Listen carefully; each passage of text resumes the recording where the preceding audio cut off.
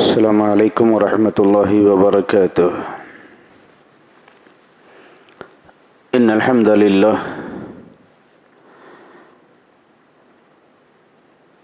والصلاة والسلام علی رسولہ الکریم، اما بعد فاعوذ باللہ من الشیطان الرجیم، بسم اللہ الرحمن الرحیم۔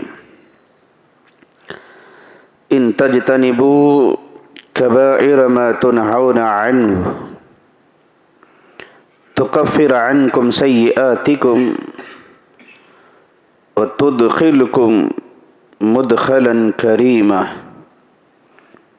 سورة النساء آیت نمبر 31۔ معزز سامعین و سامعات، اللہ تبارک و تعالی اس آیت کریمہ میں اس کے مخلص بندوں کو، اس کے نیک بندوں کو اس بات کی خوشخبری دیتا ہے کہ اگر تم کبیرہ گناہوں سے بچ جاؤ گے جس سے تم کو روکا گیا ہے، اس کے بدلے میں تمہارے صغیرہ گناہ اللہ تعالیٰ معاف کر دے گا اور تم کو عزتوں والے جگہوں میں یعنی جنت میں، جنت کے باغات میں اللہ داخلہ دے گا۔ اللہ تبارک و تعالیٰ کے احکامات میرے اور آپ کے لیے دو طرح کے ہیں، ایک کرنے کے ہیں اور ایک رکنے کے ہیں۔ جو بندہ کرنے کے کام ہیں وہ کاموں کو کرتا ہے تو اس کا اجر بے حساب اللہ تبارک و تعالیٰ کے ہاں ملتا ہے۔ نماز پڑھنا ہے یہ نیکی ہے، یہ اللہ کا حکم ہے۔ روزہ رکھنا یہ اللہ کا حکم ہے، یہ بھی نیکی ہے۔ سچ بولنا یہ اللہ کا حکم ہے، یہ بھی نیکی ہے۔ لوگوں کی مدد کرنا یہ بھی نیکی ہے۔ بھلائی کا حکم دینا یہ بھی نیکی ہے۔ تو نیکیوں کے بہت سارے کام ہیں، بندہ جب ان نیکیوں کو کر لیتا ہے تو اللہ تعالیٰ اس سے اس کا اجر عظیم عطا کرتا ہے۔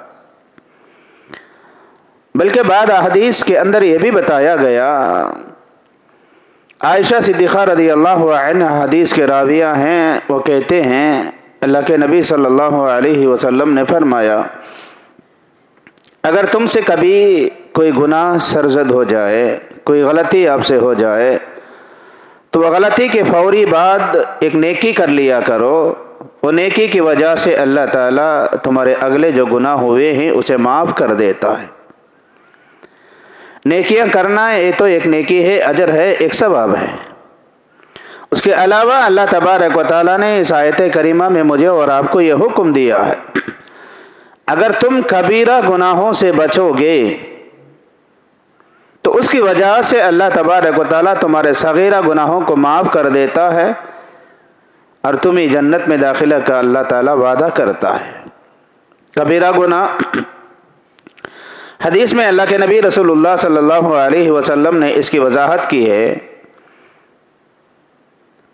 کہ 7 بڑے بڑے گناہوں سے تم اپنے آپ کو بچاؤ، 7 مہلک گناہوں سے اپنے آپ کو بچاؤ۔ مہلک گناہوں میں، کبیرہ گناہوں میں سب سے بڑا گناہ اللہ کے ساتھ میں دوسروں کو شریک کرنا ہے۔ والدین کی نافرمانی کرنا یہ بھی کبیرہ گناہوں کے اندر ہے۔ یتیم کا مال کھانا، لوگوں کے اوپر الزام لگانا، تو ایسے بڑے بڑے گناہ اللہ کے نبی صلی اللہ علیہ وسلم نے 7 گناہ گنائے۔ تو مجھے اور آپ کو ضرورت اس بات کی ہے، جہاں ہم نیکیاں کرتے ہیں وہیں گناہوں سے بچنے کی بھی فکر کرنا چاہیے۔ نیکی کرنا جیسا ثواب ہے، اجر ہے اللہ کی رضامندی کے لیے، تو ایسے ہی بڑے بڑے گناہوں سے بچنا کہ کہیں اس سے اللہ تعالیٰ کی ناراضگی نہ مل جائے، تو اس لیے بڑے بڑے گناہوں سے بچنا یہ بھی نیکی ہے۔ جیسے ہم نیکیاں کرنے کی فکر کرتے ہیں ویسے ہی گناہوں سے بچنے کی فکر بھی کرنا چاہیے۔ جیسے نیکیاں کرنے کے عادی بنتے ہیں ویسے ہی گناہوں سے بچنے کے عادی بھی بننا چاہیے۔ ایک مومن کو ہمیشہ اس بات کی کوشش کرتے رہنا چاہیے کہ ہماری زندگی کا ہر ایک عمل اللہ کی رضا کے لیے ہو اور خالصۃ لوجہ اللہ ہو تو اسے اجر اور ثواب ملے گا۔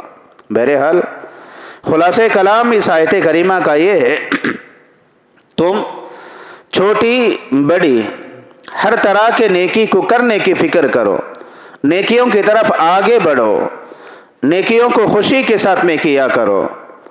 تو اس کے ساتھ ساتھ ایک حکم یہ بھی دیا گیا ہے کہ گناہوں سے بچنے کی بھی فکر کرتے رہنا چاہیے، خاص کر کے کبیرہ گناہ ہیں وہ گناہوں سے بچتے رہنا چاہے۔ کہیں ایسا نہ ہو جائے ہم ایک طرف نیکیاں کرتے ہیں دوسرے طرف گناہ بھی کرتے ہیں، یہ گناہوں کی بدولت ہمارے نیکیاں ختم نہ ہو جائے، پھر اللہ کے ہاں جب حاضر ہوں گے تو پھر ہمارے اعمال خالی ہو نیکیوں سے۔ اس لیے بعض گناہ ایسے ہیں وہ گناہوں کی وجہ سے نیکیاں برباد ہو جاتی ہیں۔ نیکیاں کرنا ہی بڑا کام نہیں ہے، نیکیاں کرنا ہی ہماری ذمہ داری نہیں ہے، جو نیکیاں ہم کرتے ہیں وہ نیکیوں کی حفاظت بھی کرنا چاہیے۔ ایسے گناہ جس کی وجہ سے نیکیاں ختم ہو جاتے ہیں اس سے اپنے آپ کو بچا کر کے رکھے، اس سے اپنے آپ کو دور رکھے۔ رب ذوالجلال سے دعا ہے اللہ تعالیٰ مجھے اور آپ کو نیکیاں کرنے اور نیکیوں کی حفاظت کرنے اور وہ گناہ جس کی وجہ سے نیکیاں ختم ہو جاتے ہیں اس سے ہمیشہ ہمیشہ بچ کر کے رہنے کی اللہ ہم سب کو توفیق عطا کرے، آمین۔ اقول قولی ھذا استغفر اللہ لی ولکم ولسائر المسلمین اجمعین، سبحانک اللہم وبحمدک اشہد ان لا الہ الا انت استغفرک واتوب الیک۔